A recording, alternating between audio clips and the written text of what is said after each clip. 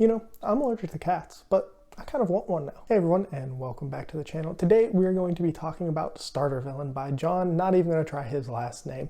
I really enjoyed this book and I ended up giving it a 4-star rating. Now, let me go ahead and tell you what this book is about. Charlie is a down on his luck kind of guy when he learns that his estranged parking garage billionaire uncle has died. His uncle assistant asks Charlie to stand for him at his uncle's funeral, and that's when Charlie learns his uncle may have made his money in parking garages, but there's much more going on. Villainy is what is going on. Now, let's go ahead and just jump right into the things that I really enjoyed about this book and things that I think most people will also like about this book. And the first one is that this is just a fun, very lighthearted, palate cleanser kind of book. I had a really fun time reading this. I think this is a perfect kind of thing that breaks up the monotony of long, hard series. I recently just finished reading the Stormlight Archive, and after Rhythm of War, I was in a little bit of a reading slump. Tress of the Emerald Sea kind of pulled me out of that, and this book definitely pulled me all the way out of it. It was just a very straightforward, lighthearted, funny book. And there is a scene with dolphins in here that just made me absolutely laugh out loud. It was one of the funniest things I have read in a really long time. Kind of sticking with that same thing of this being a very lighthearted clout, sticking in kind of that same vein, this is also a very fast-paced story. It kind of made me want to keep going. It was never overly dry, complex, or anything like that. The pacing fit this story and this tone that the author was going for very well, and I really enjoyed that aspect of it. Same thing, same vein is this is a super straightforward book. Like I said, no real complex ideas going on here, nothing really challenging your brain. This is a very much a settle in, enjoy the story, move on kind of read. And it is the kind of story that I feel like I just really needed right now, and I really enjoyed it. And the last thing I will say that I really liked for this book is the characters. Now, I don't think any of the characters really go through an arc, have any kind of crazy character development. They all kind of know who they are at the start of the book and are pretty much more or less the same person with, maybe a few slight changes in there. But I do think all of those characters blended well together, all played a distinct role that they needed to, and they were just, beneficial to the story overall. I don't think there was really any character that I would remove from the story, and I don't really feel like there were too many characters that were missing from this tale. I really think overall it was just a pretty well-constructed story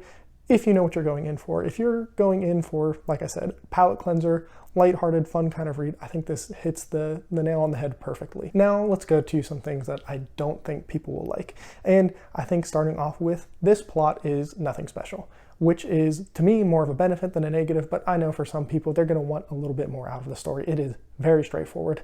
There is maybe one or two kind of twists, if you want to even call them that, and you're just kind of experiencing a new world, kind of a different aspect to the world that our main character is living in. And it's nothing special. It's not going to break your brain. It's not going to introduce you to any new ideas. But, for some people, that's going to be more of a negative than others. I want to try to be as spoiler-free as possible. Now, I said that I liked all of the characters. I will say there are a few characters I maybe would have liked to have been in the story or play a slightly bigger part in the story. I once again won't say what that is in particular, but I really liked these characters, and so I kind of would have liked to have seen them do a little bit more and interact with them a little bit more. Now, with any book that somebody finds funny, humor is very subjective. So there are going to be people who absolutely do not think anything about this book is funny. And if you don't think this book is funny, you're not going to enjoy it nearly as much as I did. Like I said, humor is very hit or miss. That's, not something I can predict for you, but for me, I found it enjoyable, but I know that there are just going to be people who are like, this isn't funny. This is just kind of annoying. And so, maybe reader beware on that aspect of it. And as I've mentioned a few times, this is not a book of substance. And for some people, you're going to have to read this at the right time.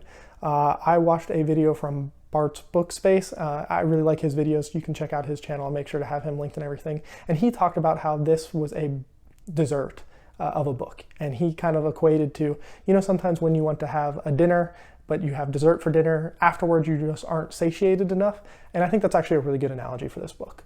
I will say sometimes and I said this in one of his comment sections, sometimes I do just want dessert for dinner, and that's exactly what this book was for me at this time. I could definitely see me reading this at a point where it's not what I wanted and not enjoying it nearly as much.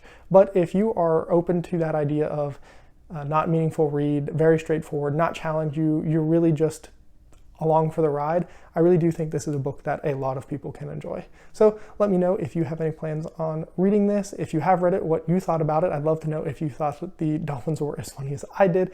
And as always, have a good one.